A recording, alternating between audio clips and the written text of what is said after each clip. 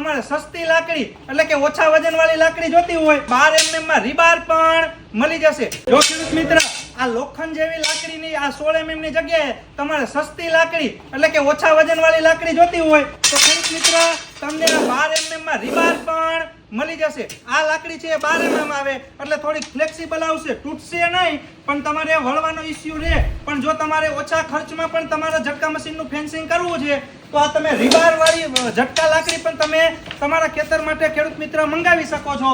આ રીબાર પણ તમને 4 ફૂટ 5 ફૂટ 6 ફૂટ બધી હાઈટમાં મળી જશે। પણ આ લાકડી છે ખેડૂત મિત્ર સસ્તી આવે, પણ આમાં છે ને આ થોડાક વર્ષોમાં આ વરમ છે ઉખડવાના ચાન્સીસ રહેવાના છે। પણ જો હેવી લાકડી જોતી હોય તો આ 16 mm પ્લેન લાકડી વસાવો।